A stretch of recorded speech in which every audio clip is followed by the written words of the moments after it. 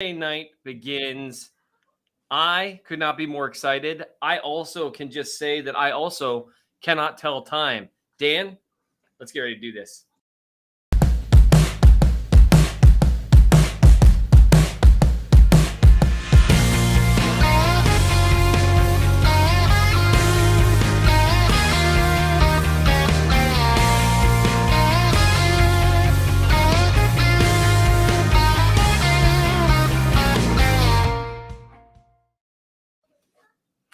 Welcome to Thursday night, RGR Football, Chief of the North collaboration, as ever lately, at least. Yeah, right. The unmatched, the inestimable, even though I didn't pronounce that correctly, Dan Harms joins me. I am Seth Kaiser, the Chief of the North, and since it's Chief of the North Thursday, I have to be here, or Ryan will threaten to hurt me and everyone I love. So, Dan, how we doing? Oh man, I'm doing good. I've had a good week. As most of you know, I'm almost now a full week post surgery, so I'm Yes. doing well, and I can almost walk without a limp now, which is actually kind of surprising. But yeah, it's fun. I'm doing good.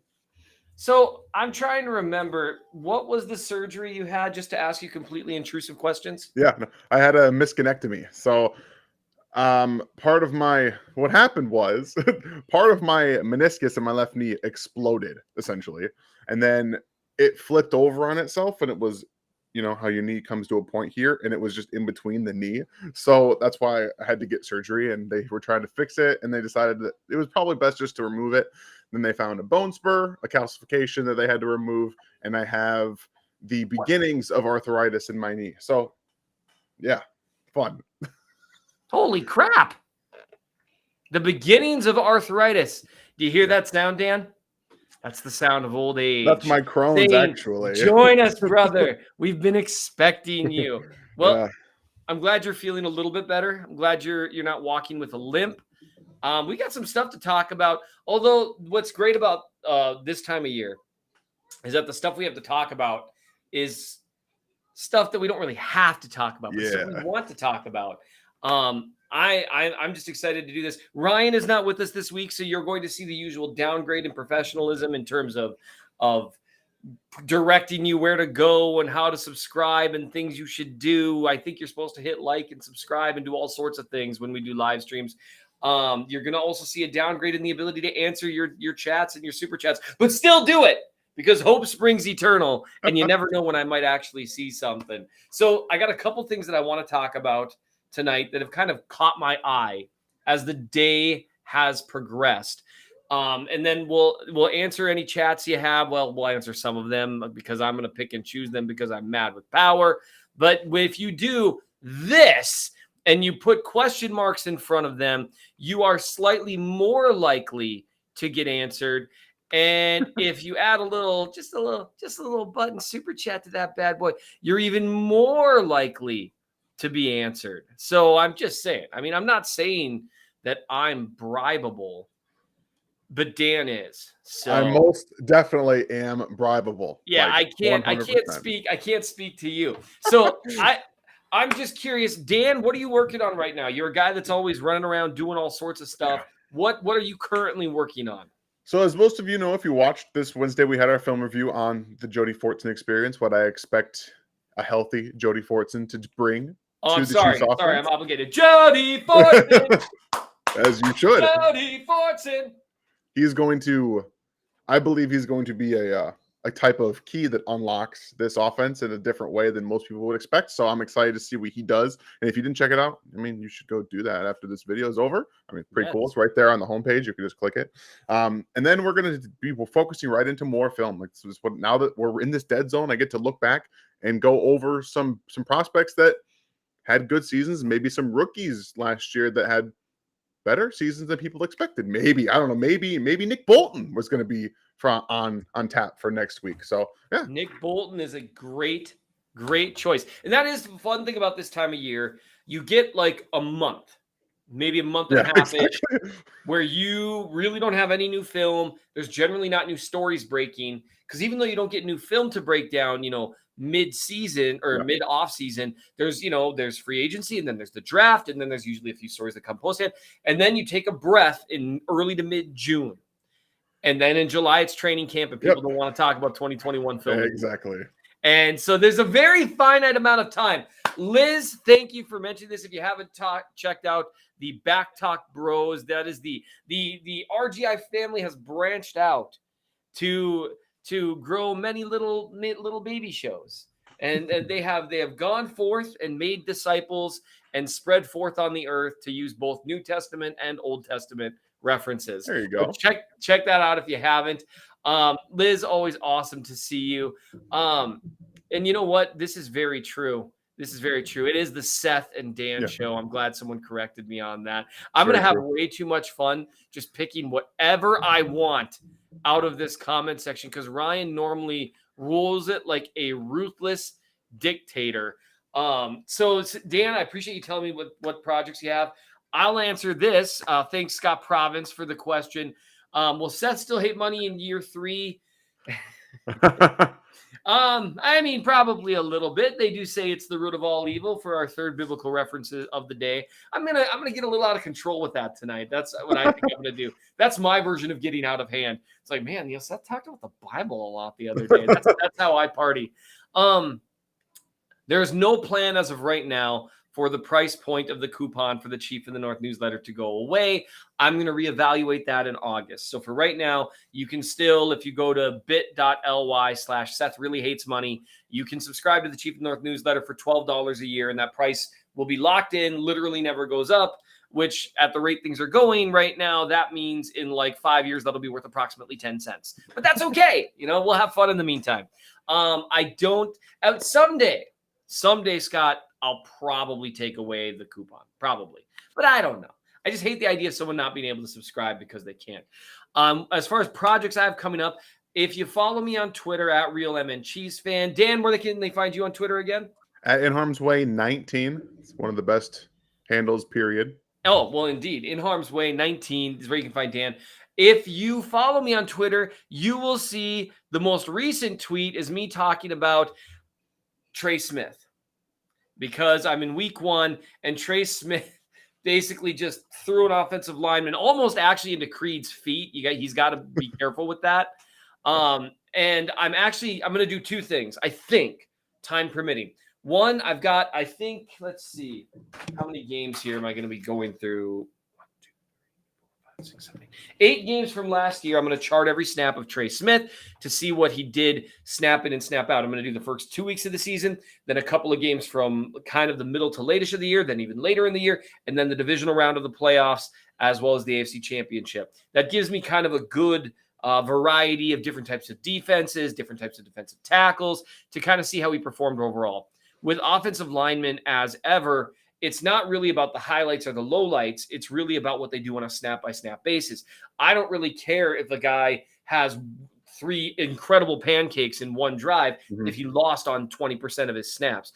Conversely, I care a little, but if a guy gets beat really badly for 1 sack, but only loses on 4% of his pass protection snaps the rest of the game, I'm a little more willing to overlook that. It's about what happens snap in and snap out. So I'm going to look at that. I think, just based on what I'm seeing in the first game of his pro career, his first real game, I think I might do some sort of like top 10 most hilarious pancakes, because his film's different than like Creed Humphreys, right? For sure. Let me ask you, Dan, who's better, Creed Humphrey or Trey Smith? Creed Humphrey. It's not really close, in my opinion. It's really not. Man, we got to find something to fight about here. We'll figure something out. But it really isn't that close. And that's not an indictment on Trey Smith, right? That's like saying someone's not as good as Travis Kelce at playing tight end. Not that Creed has the bona fides of Travis Kelce at this point, for comparison's sake. It's not an insult. It's just saying Creed Humphrey is a borderline flawless player. At least he was as a rookie. We'll see how year 2 goes. But there's a few differences between the two, and I'm already seeing that as I go on a snap-by-snap basis. Humphrey almost never loses, but his dominant snaps, at least in the way that you might recognize them, from the stands, that where people go, oh, those are a little more rare. Now, they do happen, but his type of dominant snaps, one of my favorite plays of the year, and I'd have to pull it up, but it was against the Eagles, where Creed Humphrey ended up blocking 3 guys on a run play, just one after another. He had the initial combo block and he climbed to the second level, and then he just barely reached the third. I mean, it was such an awesome block, but you don't notice it the same way you notice Trey Smith just throwing a guy 10 feet. And so that's kind of fun because with Creed Humphrey, you probably couldn't do an article like that, but at the same time, his consistency is what makes him excellent. So that's what I'm working on. I do want to write a Jody Fortson thing of my own just because I'm pretty sure I'm contractually obligated to. At this point, you have to. So let's see. Oh, man, I'm getting yelled at.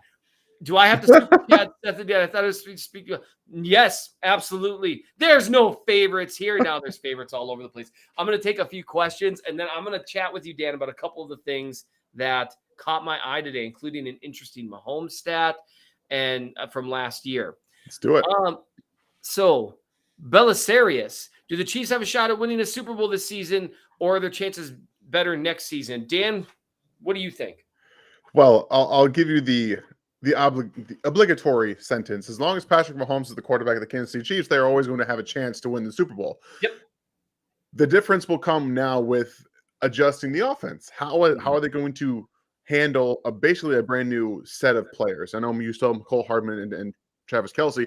It's going to be different. It's going to look very different. And I think that there are things that Mahomes himself has to do better this year to elevate the offense in ways that he didn't do last year. And that's going to help him with the new set of new cast. But, as long as Mahomes is here in Kansas City as the quarterback, they will have every single year a chance to win the Super Bowl. Right. One thing that was interesting with a stat that got shared today, and this just kind of is demonstrative of Patrick Mahomes and also the work that they really do still need to do. Tej Seth, who is Tej FB Analytics, he's a Twitter account you really should look for, not just because his name is Seth, although that's one reason. It's also he's a Chiefs fan. He used to, I think he's a Chiefs fan, at least. He really focuses on the Chiefs. He used to do some analysis for Michigan football, I want to say. And he does a lot of work into analytics stuff. Tons of really cool stats. A lot of those like articles where I write about, hey, look at these crazy Mahomes charts. Some of those are from him. Some of them were directed to me by him. Really sharp guy. He noted that Patrick Mahomes has hosted 4 straight conference championship games with a defense that was ranked in EPA per play, which again is expected points added per play. It's basically looking at how they do stopping teams from gaining yards, accounting for field position, more or less. 14th, 23rd, 25th, and 26th ranked defenses. So they've been below 20th, 23rd or below 3 of those years, which, I mean, man, Spags has got to tighten it up next year. The year they had an average defense, Dan, you know what happened? They won. Enlighten me. Yeah. They won the Super Bowl. In that time frame, the other defenses to make the conference championships had an average rank of 11.5.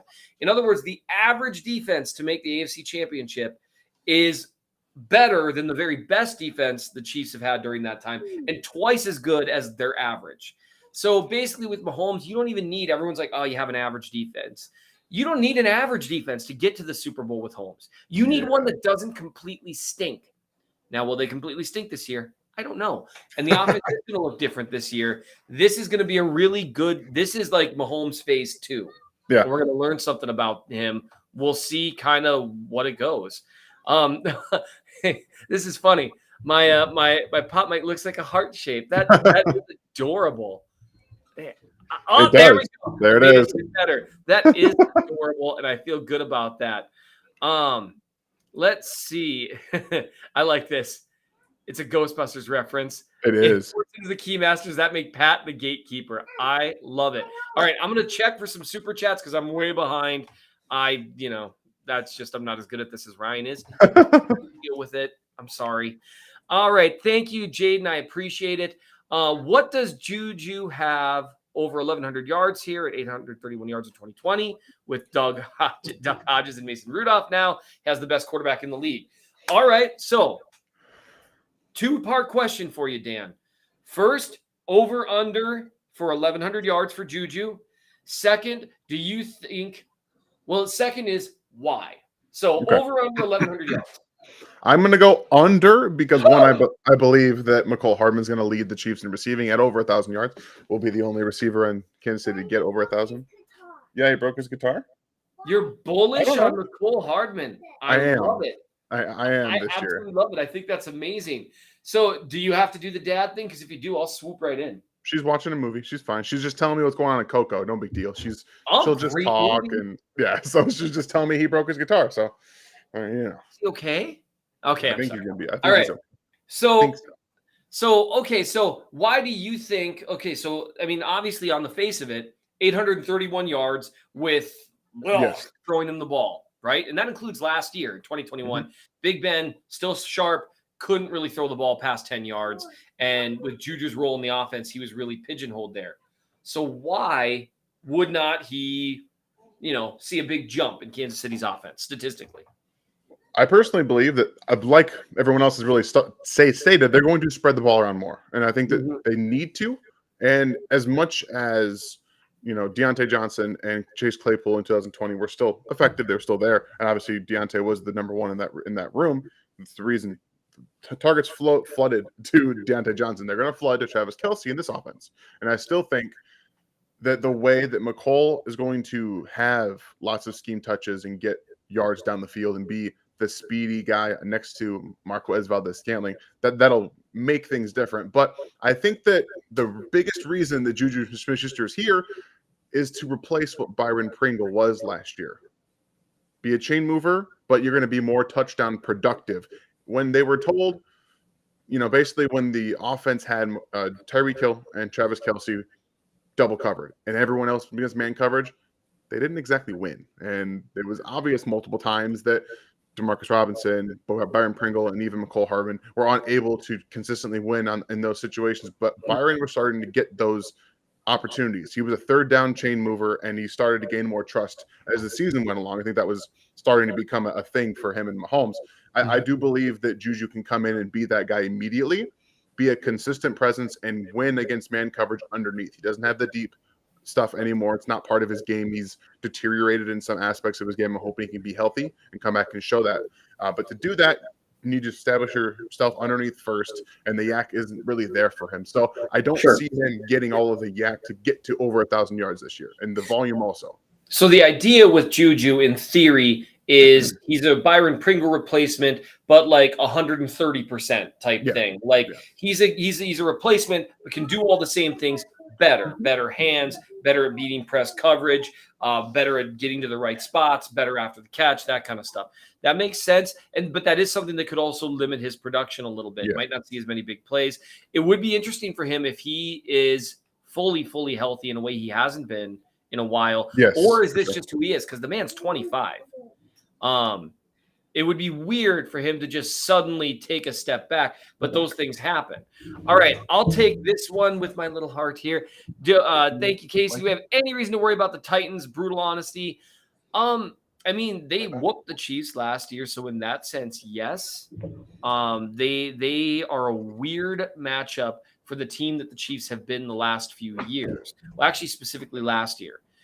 They were a weird matchup for them in terms of their pass rush and how deep it was. And they also were just too physical for everyone on the Chiefs. And to be fair, Patrick Mahomes just played like crap against them. Yeah, he did. He was genuinely bad. Worst game of his career. People can talk about, Bengals, and I get that. But at least against the Bengals in the AFC Championship, like Kelce and Hill both had some really crucial drops in the second half that really mattered, including in overtime, but whatever. Jesse Bates made a great play. What are you going to do? That's losing the 50-50 ball, not a drop. And then Mahomes was on fire in the first half. So that Titans game and then that Giants game back-to-back was like, holy crap, bad for him. So I don't think they're a team you necessarily need to worry about. I think the way they're built just isn't built necessarily to beat the Chiefs, particularly now that the Chiefs are, I think, a little more built to handle some physicality. This is fun. Yeah, it's tough. How much of a price increase would be required for Seth to buy and wear Chiefs red on Thursday? I'm just not a big. I'm wearing an Athletic shirt actually. Yeah, I'm I saw that. representing for the Athletic. I'm just not a big gear guy. I never have been. Maybe I should. So I want to move on. We've got a chat here. I'm probably missing some super chats. I swear I will get there. Oh, you know what? So we're going to get to OBJ in a second here. First, super chat. Thank you so much to Jackson Sloan. And you said right afterwards here, quick thanks for the many hours of entertainment and information RGR football provide. You guys rock. No, you rock. Thank you, Jackson. Appreciate that. Appreciate that. It is it's always, it means a lot to me that people are willing to support content creation and have fun just kind of hanging out with us and talking about the Chiefs. Because what could be better? Insane. And Nothing. so let's talk about Orlando Brown Jr. I wrote about him earlier this week, kind of both sides to the quote unquote debate in terms of, whether or not to pay Orlando Brown Jr. So I'm curious, where do you land with Orlando Brown Jr.? If I were to say, if you were Brett Veach, you would what? I would work to get him extended. That would be the idea. Obviously, there's going to be a price point. He's going to price himself out. We saw that with Tyreek Hill. The price point got him out of Kansas City. They were not going to pay him $25+ million a year. That was just off the table. So there's going to be a number. I imagine it's $22, $23, $24 million when you start approaching that Trent Williams contract that they're going to say no. And if they don't budge, guess what? He's probably not going to be in Kansas City. He's probably not going to play this year. He might not even play play this year. Excuse me. I meant to say he's probably going to be here next year, and he probably won't play this year because he won't sign his franchise tag. So you think he's a guy that would refuse to sign the franchise tag and sit out for the entire year?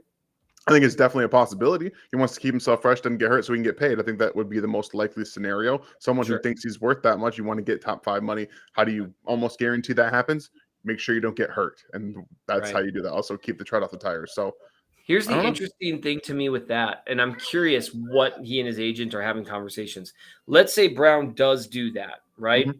And then he gets to next year, and the Chiefs say, well, we're not going to franchise him again. That was bad. Because that is an option teams have. Correct. They can do that if they want.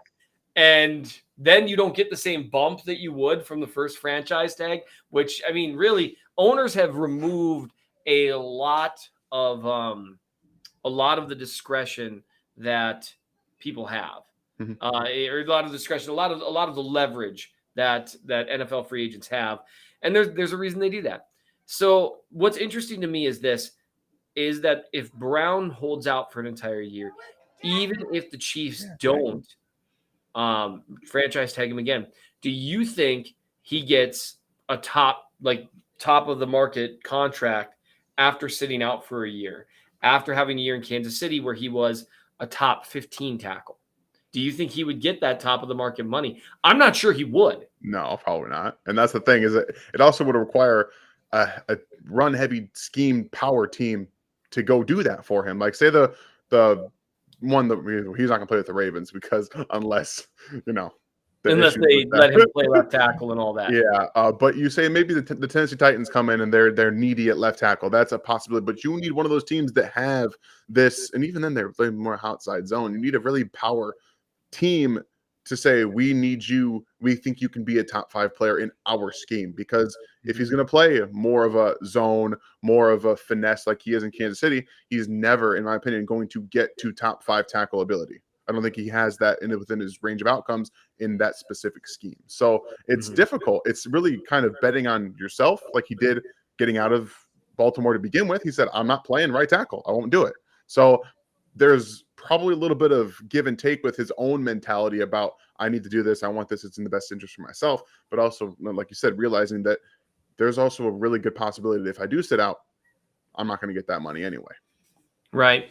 And that's an interesting thing. What he did with Baltimore was, I mean, and I'm curious because Baltimore just refused to even have like the showdown with him, right? They were just like, okay, if that's what you think. And they found a willing trade partner. The Chiefs had kind of an unusual circumstance. So would you offer him 23 per year? I know. I don't think I can. I don't. You can't. That's exactly how much Trent Williams gets. He's a $23 million a year player. I'm not going to pay you the same as the best left tackle in football. I won't do it. I just won't. So what would be your look? This is my best offer. I will walk away if I can't do this. I think 20 is the most that they will offer. And I 20 think that's per? the most 20 per year. Like 5 years, obviously, let's make it basic. 5 years, $100 million. Sure. Okay. And what would you offer in terms of guarantees? Because that's the real money, right? That's the Because real anytime we money. talk Yep. about this stuff, it's Obviously. guarantees that matters. So would you, as kind of like a, hey, we're not going to offer you 23 per year, but what we will do is we'll offer you $51 million of that guaranteed, giving you the second highest amount of guaranteed money in the NFL. That's probably something they're going to have to work on. Obviously, you can also work in incentives, talking about Pro Bowls. If you can make an all pro, you get some of that money back as well. But yeah, I think 50, probably try to get at least half of it, because that gives him a good chunk that he knows he's going to make, and also gives you a better chance of signing him. So I think that probably makes a good deal of sense. That does. All right, Jaden, thank you for the super chat again. By the way, if you want to take a look at what I have to say about the Orlando Brown contract situation, I wrote about it in the Chief North newsletter. Go check it out. Basically, that ceiling that Dan's laying out, that's similar to what I would do. And if I were the Chiefs, here's the thing: he's not going to be more expensive next year if he's demanding top of the market money this year. He will not be more expensive. If anything, he might be a tad cheaper because he won't be coming off a Pro Bowl season. He'll be another year older. And so I think the Chiefs do have some leverage there because they could tag him again if they wanted to. Yeah. I don't think they would. But there's a reason why Le'Veon Bell is like the one dude who's ever done that.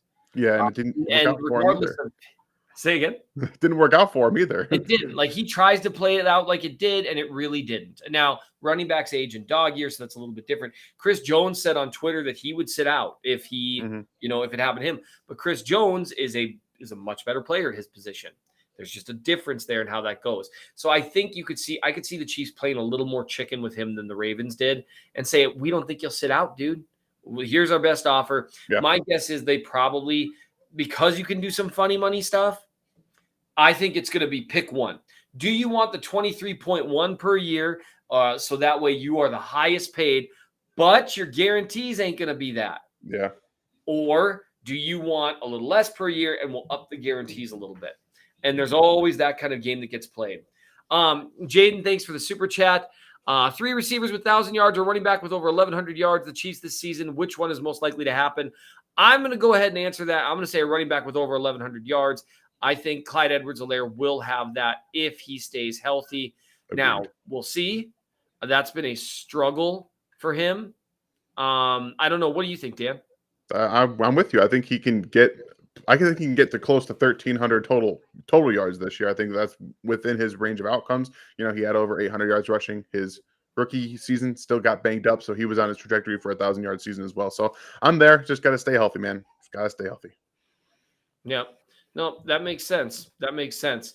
So, all right, I got a couple of questions here. I like this one. This one's this one's like, it's like antsy. It's like, how do we feel about the constant knocking down of Patrick? Is he not allowed to enjoy life? He looks pretty fit for OTAs. Leave Patrick his family alone. Thoughts, Rogue Nation?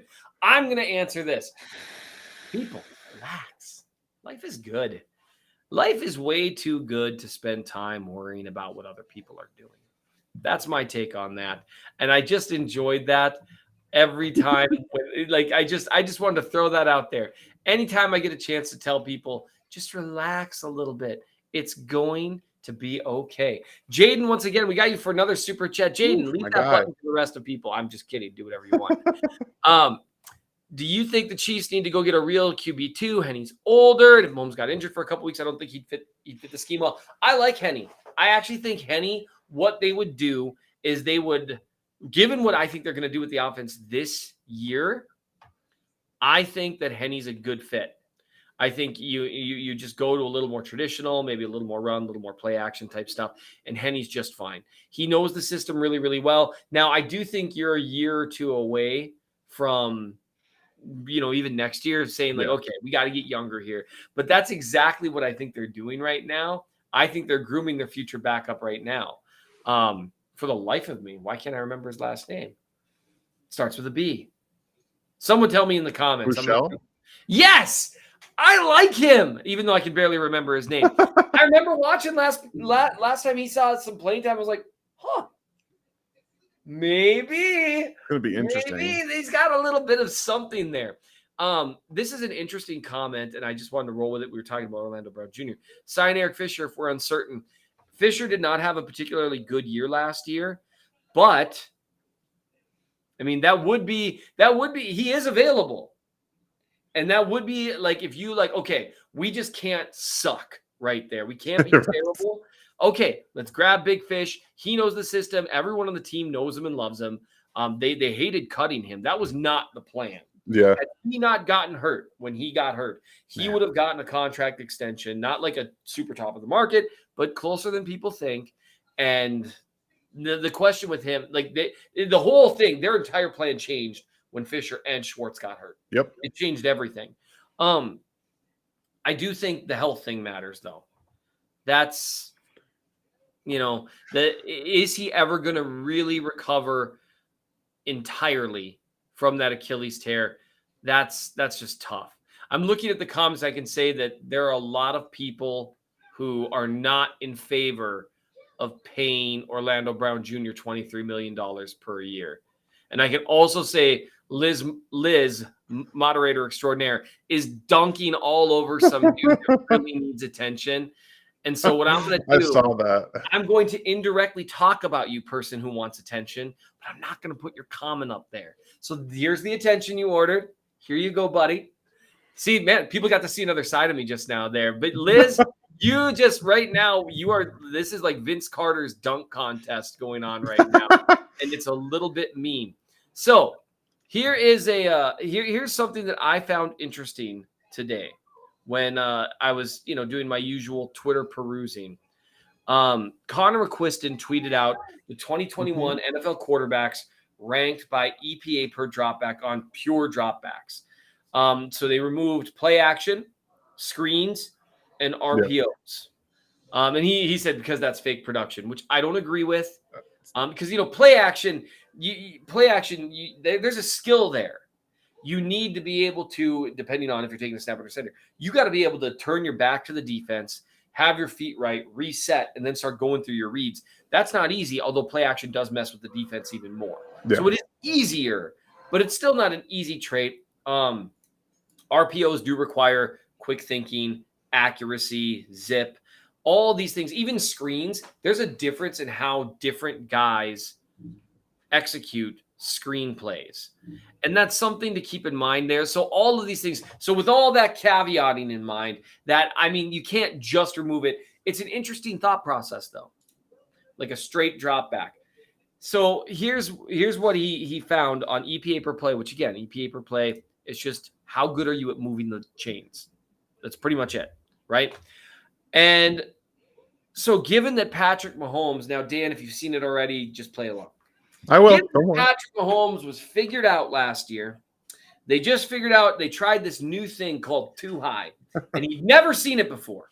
He was like, what is it? They can have two safeties deep? I'm chagrined. And he was terrible last year. This is based on what I know, what I've been told at least. Okay. What do you think? Where do you think Patrick Mahomes would rank in EPA per play among all quarterbacks last year? I mean, if you tell me that he just didn't know what he was doing, and he had to be at least middle of the pack, right? Oh, you would think, man, you're so good at playing along. But it was not. He was second in the league in EPA per pure drop back. Only Matthew Stafford, who had a heck of a year last year, kind of got to shake off some of the haters, which good for you, Matt Stafford. He's always been a better quarterback than he gets credit for. Agreed. He's been, if he'd been with the Rams the last 8 years, the conversation about him would be completely different. Yes, and they'd probably have 2 Super Bowls, honestly. Yeah. Because Belichick's game plan was great, but I think Stafford. What the Patriots score that Super Bowl 13 or 16? It was like I think they won 19-13 or 16-13, something like that. It was awful. Yeah, it was awful. I think they put up more points with Stafford that game. Yeah, and the conversation about him is completely different.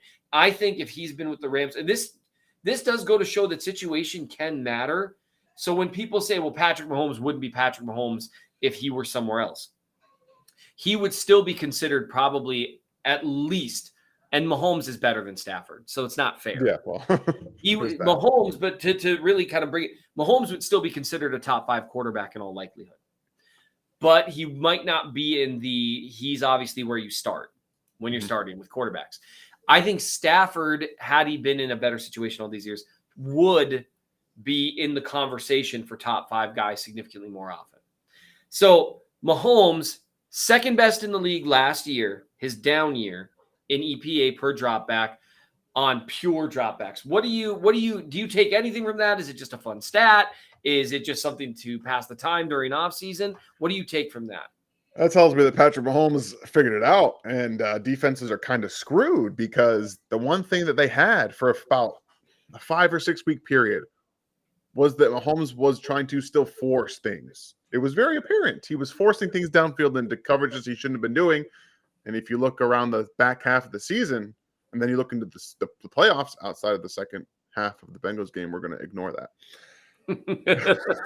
He was just lighting defenses up. He was taking everything that was there for him. He was learning to adapt to what was going on, figuring out that he could take shots, calculated chances downfield at times, but for the most part, taking everything underneath. They turned Tyreek Hill into the single best possession receiver and underneath receiver in the NFL. Every time they dumped it off to him, he would get 10 plus yards because he's that good. They figured out how to use their players to their advantage, and Mahomes figured it out.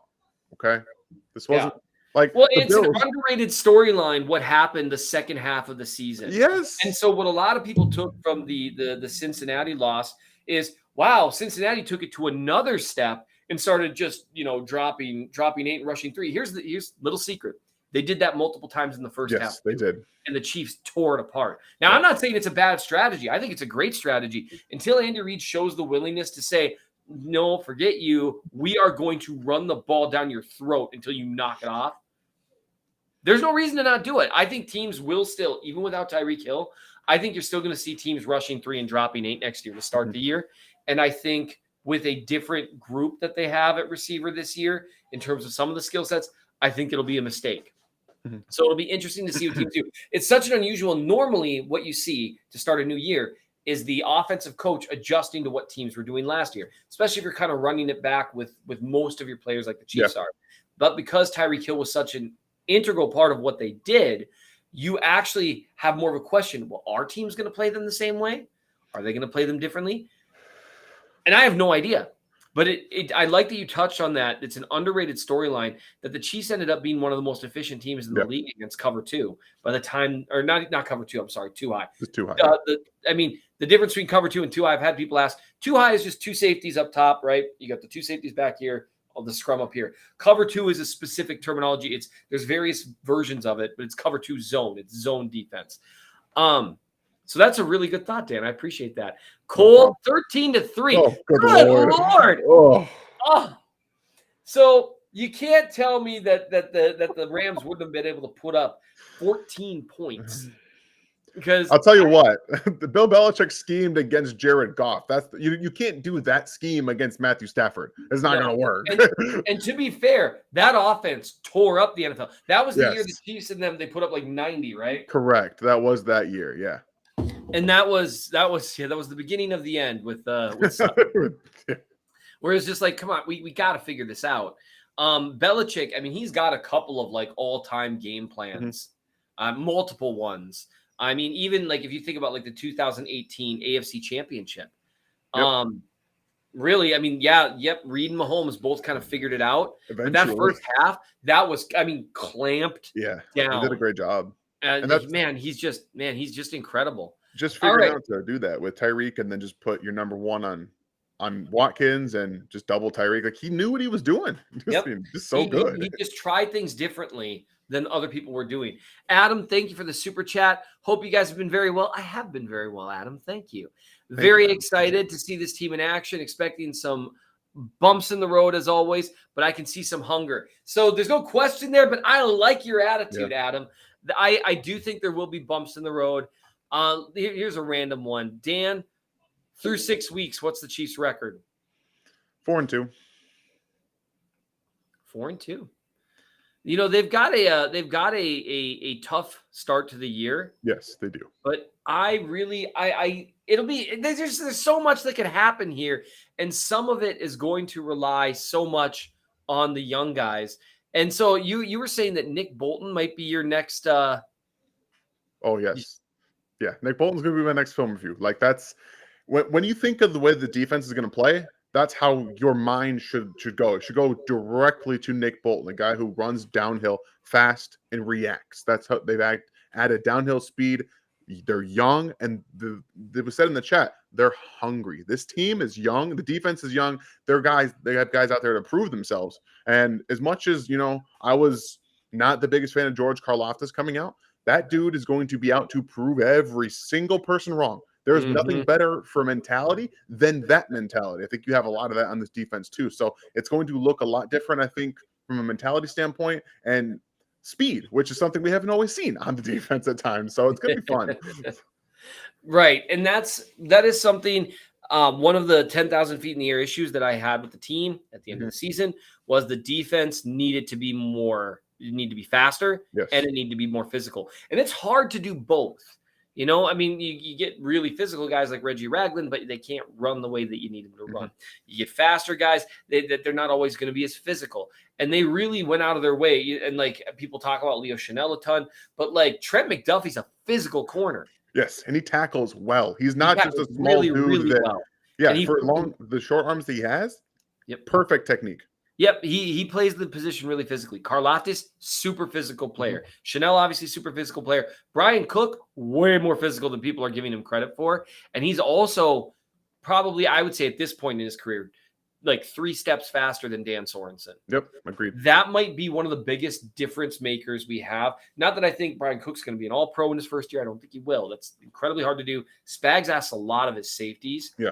But I do think the difference in steps there, if he can, get his head right, figure it all out, and get on the field, the 3 steps, 2 steps in the NFL it's an eternity.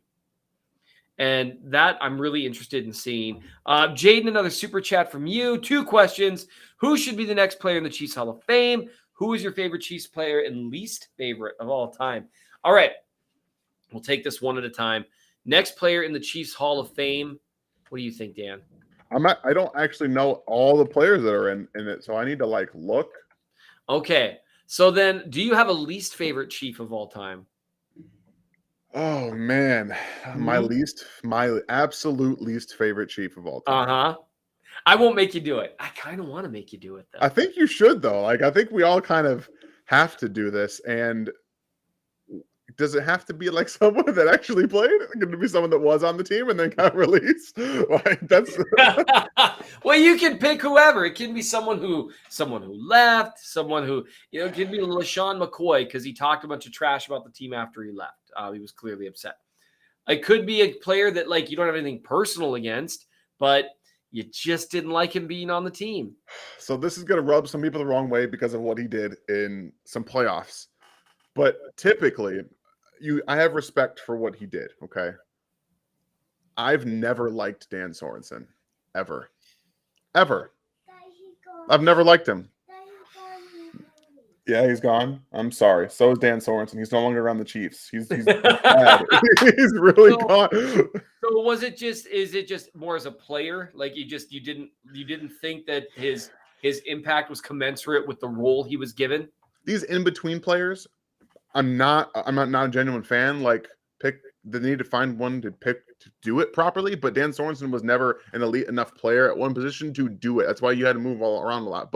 And I get why they did it. Don't get me wrong. He made some very good plays in some key situations, but I can't stand him. Give me a safety. Give me a linebacker. I don't like the in-betweens. I don't like them. Well, and that makes sense, like the hybrid guys, because like Brian Cook, he's a guy that you could play deep if you wanted to. Yes, he's an actual safety. Yep. And to be fair, at Soren's absolute peak, you could put him in too high. Sort of. Kind of. You have to shade him to the way you want him to be, but he could technically do it. So I won't make you do anything else. I will ask. I'm not going to say. I'm trying to figure out. Because I'm such a good fan, I don't have a least favorite. I love them all. That's fine. I was thinking as you were talking, and I was trying to figure out players that have upset me the most. You know what I mean? And you just get so quite a bit of that too.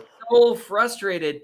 And I really can't think of, because usually with players, the way it would come down to is they would make a play that I hated, and then I'd move on and kind of forget about it, and then they would do it again, and then I'd be mad for like 5 minutes. So I never really hung on to it too much.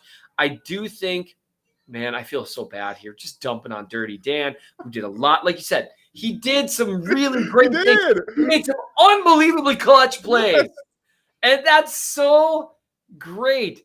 I think I got angrier, especially like last year. Have they said, hey, thanks for everything and moved on after 2020? Yes. I think it just, but last year, and here's the funny thing.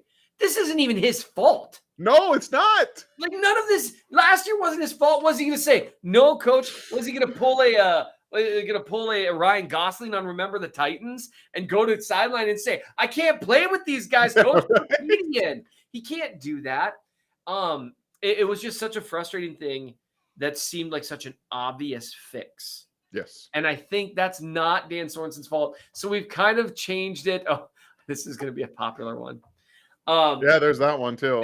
It's more he frustrated you. So I will say my favorite Chiefs player of all time. It's going to surprise literally no one. It's Jamal Charles. Everyone knows that. Yeah. At this point, I think there's a small chance Jamal Charles knows that. Yeah. He did retweet me first time I've fanboyed in this industry in like 5 years. I mean, like I was so excited. And really what ends up happening is the longer you do this job, the more of a job it becomes, and the less, I don't know, starstruck you end up being. And it's not like I've done so many things and I've seen so many things, but you get to meet a few people, you get to talk to a few players, maybe even more than a few as the years go by, and it loses just a little bit of the pureness of fanhood. And Jamal Charles, him and DJ and Eric Berry and Tom Ali, and even DJ kind of veered a little too far into me doing this professionally. They were like kind of like the last of like that. That was like the last generation for me of like pure fanhood. Yeah. Even while I was starting in this industry, I was treating it like a hobby more so than an actual job. So, but for me, it's Jamal Charles, and in part just because I will die on the hill that he is one of the greatest players to ever play the game. And he's never going to get credit for it because of health, and that's going to be a bummer to me. So who would you have favorite all time? This is going to be a little bit of a shock to people, but actually it's Trent Green. Trent Green was the quarterback of the Kansas City Chiefs when I actually got really involved in it, and I think he's one of the most underrated quarterbacks of not just his time, but easily one of the most underrated of Chiefs quarterbacks. People go from like the bad quarterbacks that we had after him to, hey, Alex Smith helped rejuvenate the entire Kansas City Chiefs bloodline. Then we got Patrick Mahomes. Trent Green was great. They were really, that offense was awesome. They did so much. And obviously you had Priest Holmes and you go to Larry Johnson. You have all of them. Fast Eddie. He's the last guy that gets recognized. Even Dante Hall, to an extent, gets recognized before Trent Green does. Right. Like I love Trent Green. I believe he was a legitimately really, really good quarterback. And the one thing that always sticks to me about this is that when Kurt Warner was inducted into the Hall of Fame, there was one person that he selected out and talked about, and it was Trent Green, who after he got hurt, mentored him the whole time, stood by him. I will always have the utmost respect for Trent Green. He's one of my favorite Chiefs players of all time. Yeah, Trent Green also, and he's actually one that I haven't met or chatted with, who I would really enjoy. I would enjoy talking to him. I can honestly tell you, I have literally, and there's like 5 people I can say this about. I have literally never heard anyone anywhere have anything but absolutely glowing things to say about Trent Green as a person. And again, it doesn't mean that there's a lot of bad dudes out there, but there's usually just people like, oh yeah, he's all right, or whatever. But like with Trent Green, everyone who knows him, has worked with him, whatever, that I've ever talked to is like, that dude is a prince among humans. And he was an excellent quarterback. He was perfect for that system. And if you really if you go back and watch, if you look at Eddie Kennison career highlights, which by the way, there's more than you think. Exactly. That was a big part of that offense. By the way, Fast Eddie's role in that offense, MVS. Yep. I can see that for sure. And there's yardage to be had there. Yes, there is, if you do it right. But if you go back and watch Fast Eddie's career highlights, you will see bomb after bomb just as he's sprinting, just boom, right in the breadbasket, and he gets going. That is a lot of fun to watch. I did see, and it was in a super chat, so I feel obligated to show it, even though a guy that I really liked coming out and looked promising in a small sample size caught a stray here. Philip Gaines, had he not gotten hurt, so Philip Gaines was a guy that I really thought could play early. Yeah. He's a great example of how it works with corner with small sample sizes, because he had some really good games early in his career. He did. And he was a really, really good combination of fast, quick with length. And then he got hurt and he wasn't quick anymore. And it was it's tough when you watch players that used to have a certain thing about them athletically, and then they lose that. Yeah. It's almost impossible to relearn how to play the game the way you've been playing it your whole life. So I feel for Philip Gaines. Priest Holmes was an absolute beast. Yep. He definitely deserves that. And I really thought this was interesting. DJ Hall of Fame in terms of the whole Chiefs Hall of Fame. Derek Johnson is one of those guys that is probably going to be, I don't think he'll ever make the Hall of Fame for the NFL, which is unfortunate. Yeah. But it's just hard. As a middle linebacker, that's tough. Like, you got to be, in a pantheon that's really tough to hit. But I can just say there were years, multiple years, where it was like DJ Willis. Yeah. And they were the dudes. Yep, that was it. And I mean, it's hard to exaggerate how great DJ was. So right now I'm totally being the cliche sports guy where, like, I'm seeing people just list names. And I'm like, oh yeah, I love these guys. Look, I know this is what we're gonna do. We only got 5 minutes left. This is what we're gonna name Chiefs players. Meet Rolf. Willie Rolf was a beast. Yep. Monster. If you ever want to watch just dominant tackle film, he is one of the guys to watch, because he just moved in a way that wasn't fair for a guy that was built like a refrigerator with arms. Who was your favorite player on that offensive line? Was it Rolf? Was it Shields? I think it had to be Shields for me. That's, as much as I go back to I can remember, that was what they got. One of the guys that always remember just stood out to me. You can't pick anybody wrong. Like, those guys were one of the single greatest group of offensive linemen ever constructed, ever. So, yep. I mean, you can say whatever you want to, and you'd be making the right answer. It doesn't matter. I mean, Shields was maybe a better player than Rolf. And that's like, there are a handful of people who have played the game of football who are better players than Willie Rolf. Mm-hmm. But like, Will Shields was just unbelievable. He actually, so what I would say, his greatness was more similar. And again, this isn't a direct player for player comparison, because that would be absurd. No, of course not. When you're talking about like the way Creed Humphrey was great last year, right? That was the way Will Shields was great every year, every snap for a decade.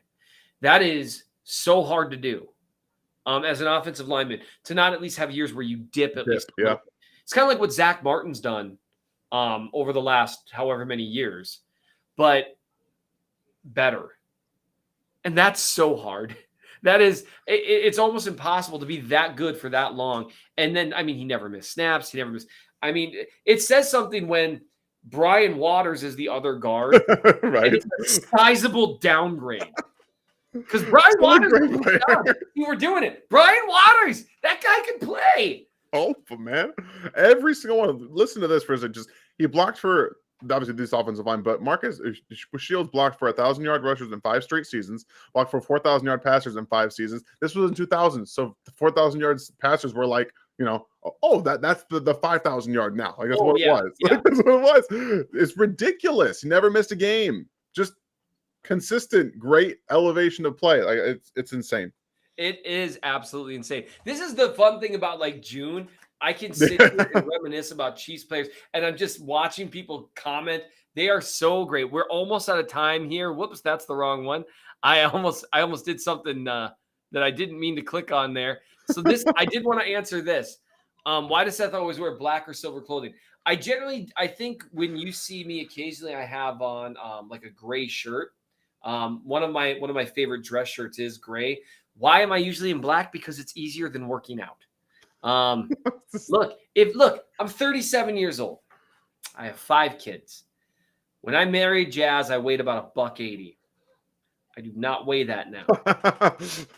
And so I've actually been taking care of myself. I've been inspired by you, Dan.